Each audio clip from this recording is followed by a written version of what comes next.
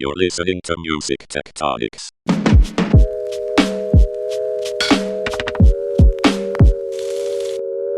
Hey everyone, welcome to Music Tectonics. I'm your irregular guest host, Tristra Yeager, strategist at Rock, Paper, Scissors.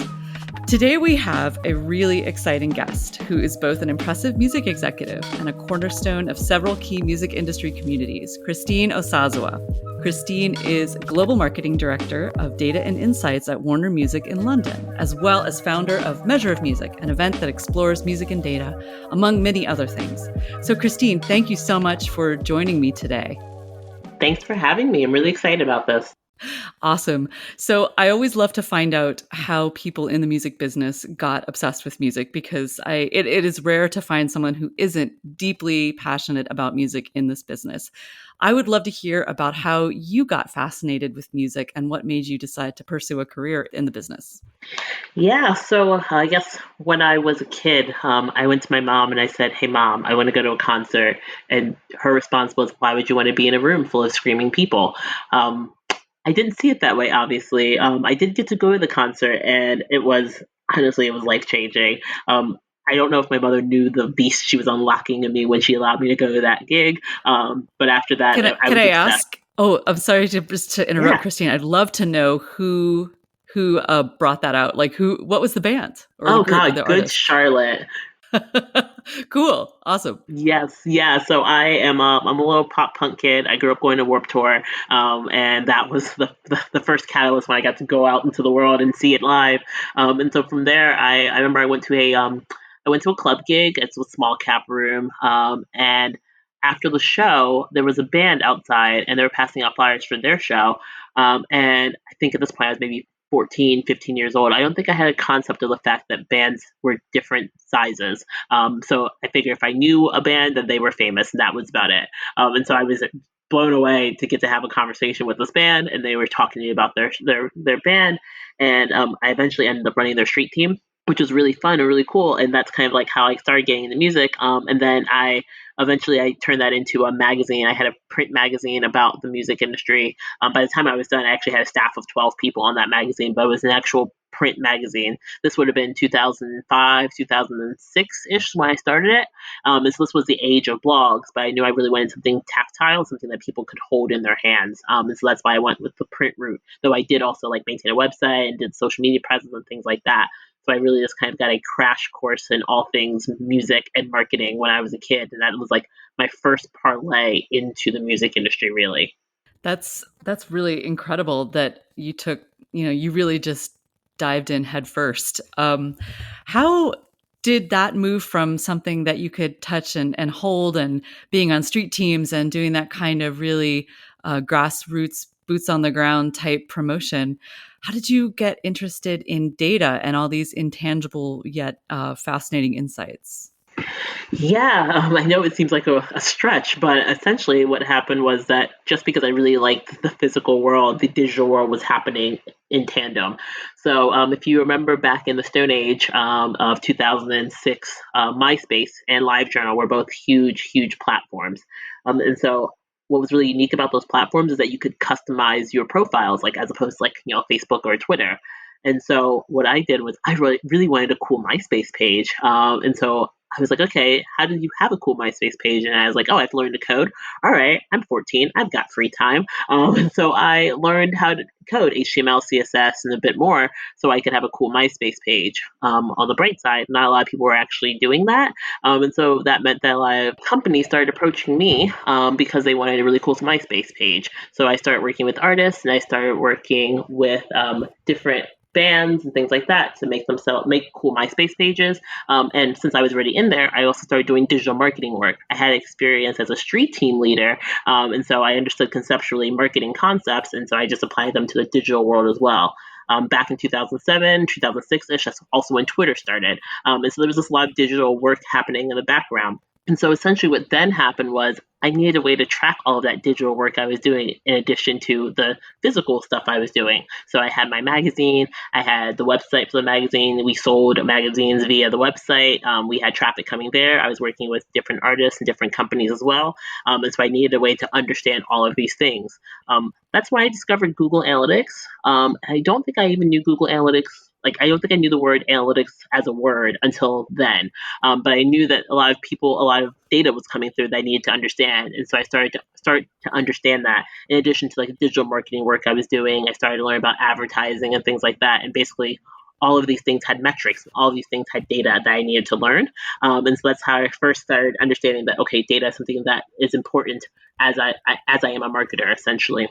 And then from there, I did a lot of schooling during all of that. So I did my undergrad degree in music business and journalism, and then I did my MBA in marketing. And so while I was doing my MBA in marketing, I took my first kind of like data specific course. And our professor did a regression model, a linear regression model. And it was the first time I'd ever seen it. And it felt like magic to me. It was amazing because essentially what it does is just predict something. And it didn't really occur to me that you could predict with data, just that you could report on data, that you could see data.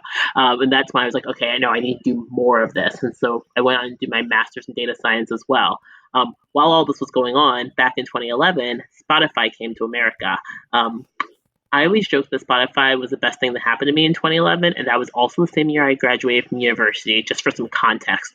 So essentially, I understood that streaming would be big because it was already big in Europe by the time it came to the States. And I was like, okay, streaming is going to be really important. YouTube was going on around this time as well. I was like, okay, all these things are really important, and they're going to have a lot of data associated with them. And so I understood music, I understood in marketing, and I was like, cool, I'm going to need to understand some of this data in order to actually be able to get a job at one of these cool startups, these cool companies. And so that's kind of how I pieced everything together. And thankfully, thankfully, all of my foresight, came to fruition because now I have a job that kind of very much encompasses all of those different components. That's really amazing. So I love that, and I love how you've basically given yourself an incredible education in the music business, and that's really inspirational. I was curious what you think is the most exciting sort of trend in data right now. Like, what are you looking at? What are you seeing out there in the wild that makes you really, really intrigued? Like, wow, this is, it's really interesting to compare, I don't know, Twitch and GeoSavin, or, just like what kind of interesting things are on your mind when it comes to this crazy world of data and music? Yeah, I think it's just that people are starting to understand and see that data is important. So I'm seeing a lot more people getting hired as analysts, a lot more people getting hired to understand data and understand insights and reporting and things like that, which is really exciting because it hasn't always been that way. Especially, well, on the label side, it hasn't always been that way, especially when you consider the tech companies very much are focused on data and AI and machine learning. So one area that I'm really excited about is just that understanding that data actually is important, and we should have people staffed at labels just like we have marketing people and A&R people to make sure that we're making the right decisions with data. The other area that's really interesting to me is that I think people are starting to realize a bit more that data isn't everything in the music industry. So we've always used data in a certain way. So we've always looked at the charts. We've always like top 40 literally is called top 40 because it's a chart, and that is data. People will go to gigs and see how many people show up at the show for A&R purposes. Still data. Calling up the radio stations. All kinds of spaces. People have always been looking at data, and I think people are starting to come back around and be less intimidated and scared by data when they start understanding that they've always been looking at data. And when the analysts or the insights manager comes in and starts telling them things, it's not to harm them, it's not to undervalue what they do, it's literally to make their lives a little bit easier, so that instead of having to go to 12 different charts to look up something, they've just put all those charts together and told you what the trend is on those charts, and what to look forward to in the future on those charts and things like that. So that's a space that I'm just super excited about, is people understanding how data is incorporated into various parts of the industry and how it can be used to make everyone's life easier, how it can be used for automation, how it could be used for trend finding, how it can be used to help identify potential artists so that you can still sit down and have those conversations and go to those gigs. basically how data can be used to help people go back to doing the job they want to be doing rather than pulling pieces of reports together, so that the poor coordinator or the poor analyst that's sitting there logging into 10 different websites and writing down numbers can stop doing that and start, learning how the music industry works. And so like, I wish I could tell you like, oh, I'm really excited about NFTs or things like that, but no, I'm just really No, excited that not people are NFTs. passionate about data and like are interested in it and Yeah. see the value, because it hasn't always been that way. And that's an area that I'm really passionate about and fighting for, is that people understand the value of it. That's really exciting, and your passion comes through. It's great. So, as you're looking at whether we're talking operationally or just purely, looking at data itself in the music business, what do you wish we knew more about, or we're looking more closely about when it comes to music data? Are there gaps that you feel should be addressed? What do you wish we knew about the way people listen? I know you can get very, very, very granular on places like Spotify, but are there big blank spots, either on the map or in our capabilities to trace with data, that you are hoping get filled in? Yeah, I think one thing that I always tell people is to, and it sounds really counterintuitive given what I just said, is step away from the data for a moment. Meaning, think about what you're trying to answer, what question you're trying to answer, what problem you're trying to solve, and ignore the existence of data for a moment. Step back and think about, what am I trying to answer? What am I trying to solve? And then we can circle back and talk about what data we have to address that. But I think a lot of times one area that once people start understanding that data exists, people are like start wanting lots of reports. So like, cool, we're gonna have a report on this and a report on that and a report on this. And I'm like, is that actually telling you anything, or are you just looking at 7 different reports again? And so when people can step back and think about, hey, what questions am I trying to answer? For example, let's say, what markets do I have the most opportunity in as an artist, right? So if you take that as a question and take that as a concept, then you can start thinking, okay, what data is available to me to start to figure that out? For example, it might be, obviously like number of streams I'm getting in different markets, number of listeners, but it also could be, how many mentions in those territories am I getting on Twitter? Or what does my Google Trends numbers look like? Or how much, have I done sync on a big show there recently? Or how many people have said they're interested on, Songkick or things like that. So there's a lot of different ways that you can use. You can take qualitative data and convert it into quantitative data, but you have to start with what you're trying to accomplish and what you're trying to achieve, and not just toss a bunch of metrics at people, because not every metric is going to answer the question. And what you're going to do is just overwhelm people with data, when really like 2 or 3 data points might be exactly what you need to make a decision, rather than 7 or 8 reports that you still have to drill down to and find what the answer you're looking for. That's great. Data for its own sake is is less helpful than trying to actually solve the problem and take a step back. That's good advice. Exactly. So I was wondering, there's been some discussion lately, just in terms of algorithms and data, issues of bias that come up in data sets and how we use them. And I'm wondering if you feel like these issues are pertinent to the music business, and if so, what should we do to address them, or at least maybe even just to begin to wrap our brains around them? Is there anything like that that you see from your perspective? Yeah, I think one thing about algorithm bias and AI bias is part of the reason why people still have their jobs, because very frequently you still need a human to have a look, a human to take a chance, a human to actually do that extra legwork. Like I say, the data is meant to supplement, not to replace.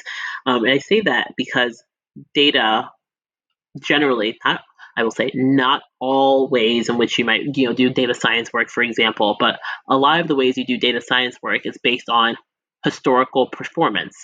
And so if things were biased in the past, and you create an algorithm based on the biased data of the past, the only thing you're going to get out of it is biased data in the future. For like, and taking it away from, taking away from music for a moment, let's talk about something different. So like, let's say you looked at, I don't know, who was qualified to buy a house in 1800.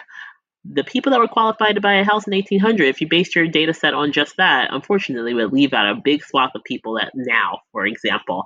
And so if you take that and apply it to other spaces, if there were gaps in the market, if there were a type of audience or type of people that were overlooked when it comes to music in the past, and you use all of that as your means for the future, you're going to miss out on people.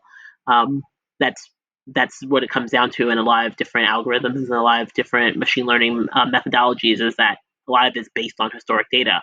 And so it's really important to have that eye, and also the people that are going to take a chance. Because I always say, one thing I think is really important is I work in a major label. And one thing that's really important for me to think about, and I tell people all the time, it's partly our job to create culture, not just follow trends. Meaning, if we go and you're like, cool, what's really hot right now? What's really working right now? You can already be behind. And so really, you're meant to dictate what's hot right now, what's going to work, what's going on. And you might not be able to use data to do it, because if it's the first time it's ever been done, it's the first time it's ever been done. There's no historic data to back you up potentially. So sometimes you have to take the risk, you have to take the chance and just go for it. And to be honest, I know, again, counterintuitive, you have to ignore the data or figure out, again, what question I'm trying to answer. And meaning, when I say that, is when you're like, cool, how do I create culture? You start thinking about what were the things that went into the last big trend? What were the components that made, the Latin explosion? What made that a thing? And that was around things like, U.S. immigration, for example, changed the landscape of the way the U.S. looked. So if you think about those components of it to help make your decisions, rather than just looking at, well, in the past, this pop music worked, we're just going to do another boy band because that worked. That's not the way to drive culture. And that's what's really important, I think, when it comes to the music industry and working with data, is figuring out the deeper question you're trying to answer rather than the surface level. That's fantastic.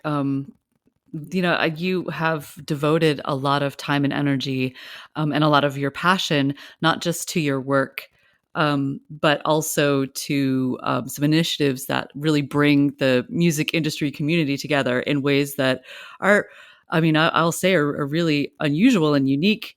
So I want to hear a little bit about one of your latest projects, which is Measure of Music. Can you tell everybody what that's about and what goes on at Measure of Music and all that good stuff? Yeah, thank you for asking. Yeah, so Measure Music it's a bit of a strange event. It's really hard for me to describe it in like a few words, but I'll do my best. So essentially, Measure Music is a conference slash workshop slash hackathon. The first one took place back in February, and the idea was to expose and democratize the idea of music and data. Like I mentioned, I think sometimes people might be a little intimidated when it comes to it, but I wanted to make sure I built a safe space where people could come together. How it was actually structured is that there was speakers. So each day had a theme. Day one was Tech Day. So we had people that came and talked about APIs, for example. We had Spotify. We had Genius. We had Last.fm. We had Chartmetric, all come and talk about their APIs. Then day two was Music Day. And so we had panel discussions, which were really cool, from, TikTok, QA, Linkfire. Who else we had? We had so many people come and talk about the music industry, which was really, really quite exciting. And then day three, I called it Career Day. And that was, we heard from people working in HR. We heard from people working in people analytics. We heard from people working in diversity and inclusion. It was a really exciting day to kind of culminate the event. And so while all this was going on, the participants were also working on a music data project. So the speakers from the first day, plus a lot of other sponsors as well, provided data, API access, etc., for them to work on data-driven projects. And so we had around 70 people work in groups to put together a music data project that they presented to a group of their peers, as well as judges from companies like Warner and Patreon and Linkfire, etc. It was really, really exciting to see people kind of come together. There were people that had never worked in music before. There were people that had never worked with data before. They all came together. And what was really exciting and what I was most proud of is that the participants and the speakers were majority minority in both gender and race, which was really important to me, because as someone that was a Black woman that works in tech and works in music, I don't see myself represented, and I wanted to make sure that the people that were working on the projects could look up on the virtual screen and see themselves represented and know that this is an opportunity and this is a possibility for me. It's hard to see something as a opportunity for you if you never see someone like you doing it. Yeah, that matters greatly, and I think is inspiring and makes things seem more attainable, even if they, if you came into it completely like, I have no idea what this is about and I'm scared, right? That's amazing. So tell us a bit about the projects. What were some of the projects that came out of that? Anything that you want to share? Yeah, of course. So first of all, all of the projects and all the presentations are up on our website, so definitely checking them out there at measuremusic.com. But yeah, there was one, for example, was on an artist. There was a few that were on artists, and what was really cool about the fact that we had mentors and volunteers throughout the weekend is one of the presentations that was about an artist was thankfully someone that was a mentor for the weekend actually worked directly with that artist. They were signed to her label, and so because of that, she actually sent the project directly to the artist. And talk about the best way to get exposure on a project that you worked on over a weekend than have it go directly to an artist, for example. We had some people put together like prototypes of apps, stuff to like find your music best friend kind of idea. There were some that talked about like using music and emotions. There were a few doing deep dives of artists. Our winning team talked about live streams, which is very pertinent in the world we are in today. It was amazing. There were 17 different projects in total that spanned from A&R and marketing to straight kind of technical things. And I was really blown away at how much people were able to put together. And literally, I'm talking, we started on a Friday night and we ended on a Sunday night. So they had about 48 hours to put everything together. It was truly impressive. Thanks, Christine. That's amazing. Just to wrap up here, I'm wondering if we could get a little bit futuristic, maybe fantasy, sci-fi sort of themed here. If you could wave a magic wand and change anything about the music business or about music data, if you want to get more specific, what would it be? Oh wow, so yeah, that's a really great question. I think I have two areas that I think about a lot and I'm incredibly passionate about. We haven't talked too much about what my day job is, but I'll sum it up really easily and say, so like I mentioned, I work for a major label, I work for Warner Music Group, and I am our global marketing team. So we're essentially a team that helps decide what Warner Music's global priorities are. And people always ask me what I love most about my job, and really what I love most about my job is getting to change what people's perceptions of a global superstar can be. I think a lot of times when it comes to music and the music industry, we get very sucked into US and UK. And what my team does is we look at the rest of the world too, which is really quite exciting. So I've worked on Anita from Brazil. She's a huge pop star there. It's been really exciting to work on her project. And the only thing that my parents are usually really excited about when I mention is that I worked on the Burna Boy project, and he's a Nigerian artist, for example, and it's really, really exciting to get to say that, we're helping break artists not just from the US and the UK, and don't get me wrong, a lot of my favorite artists are from the US and the UK, but breaking artists in the rest of the world is just so, so fulfilling. And like in the future of the music industry, I want to see just more of that. And the trends show that we're going in that direction anyway, but I definitely want people to embrace and understand that the world is bigger than just the US and the UK, and that's something that I'm hoping we can just see more and more of as we progress. And then the second part that I would love to see is, and don't get me wrong, the people that run the major labels are incredibly talented and absolutely deserve to be where they are. But I would love to see as we progress more and more, I would love to see more label heads and more CEOs that have an understanding of tech. Imagine having a couple of CEOs of major labels that can code. If you think about where we make all of our money from, the Spotifys and the Apples and the YouTubes of the world, if you think about all their CEOs are computer engineers and computer scientists and all kinds of things like that. I'm not saying that you need to be a computer scientist to run a major label, but thinking about how much data and how much analytics and how much insights that I work with, for example, or people like myself are working with, I can definitely see a space there where those type of people can have a seat at the table. Because if we make all of our money from companies that have the inverse ratio that we have for data scientists and data analysts and data insights, I feel like we should have our leadership reflect that a bit more, and I think that'd be a really exciting way to see the future of the music industry. Oh, and I have a third one, because another part of my another part that I haven't talked about is I am also a co-lead of an employee resource group at Warner Music Group, and it's a group meant to focus on our employees of color and allies within the company. And so diversity and inclusion is a space I'm really passionate and really interested in.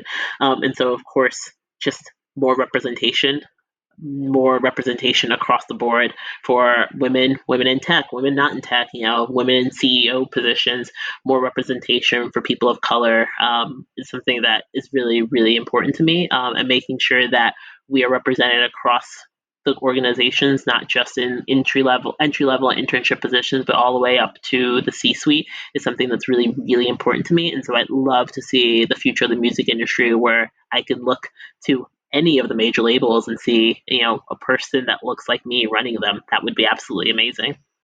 I have a lot of hope that day is coming, Christine, and I think that's going to make for a really exciting and probably more creative and more productive music business. So amen to that. Thank you so much for your generous time and for sharing your insights and your perspectives. And yeah, thanks for all the work you're doing in bringing together people around data. Thank you so, so much for having me. One thing I do want to plug at the end of this year is that the next measure of music is unfortunately not going to be until next year, but I'm really excited about it because it's going to be a hybrid program. So it's going to be online and then also with satellite locations around the world. And so I'm looking for people that want to get involved with that because I imagine it's going to be a logistical nightmare, but it's going to be really fun. So if you want to jump on the bandwagon with me, please feel free to reach out. Great. And we'll add the website. The website's pretty simple. It's measureofmusic, all one word.com. We'll put some stuff in the show notes too for anyone who wants to check that out. But once again, thank you, Christine. And thanks so much for joining us. Thank you so much for having me. I really appreciate it. The annual Music Tectonics Conference is known for bringing together people from across the music tech landscape to share ideas and get business done. In 2021, our unique conference approach invites a global audience to participate in parallel universes, in the metaverse, across the planet, and on a carousel by the sea. Mark your calendar for online events October 25th through October 27th, and in-person events outdoors by the sea in Los Angeles on November 2nd. We're maximizing what virtual events do best with two unique platforms. In the morning, we'll bring together dynamic and interactive panels of thought leaders plus our world-famous speed networking, so you can share ideas and build relationships frictionlessly across time zones. In the afternoon, we'll add even more serendipity as we invite you to the metaverse. Join us for that feeling of togetherness as you move your avatar through the crowd at a musical instrument demo, drop into the virtual expo hall, or strike up a chance conversation. Don't just talk about innovation in music, experience it at a conference like no other, Music Tectonics. Learn more and get a special early bird ticket price starting June 1st at musictectonics.com. Thanks for listening to Music Tectonics. If you like what you hear, please hit subscribe on your favorite podcast app. We put out new episodes every week. Want more? Find it at musictectonics.com. You can dig deeper into this episode, learn about our annual conference, get the Music Tectonics app, and sign up for our newsletter. musictectonics.com has it all. Also, look for Music Tectonics on Twitter, Instagram, Facebook, and Clubhouse. And connect with me, Dimitri Vitsa, on LinkedIn. Peace. You're listening to Music Tectonics.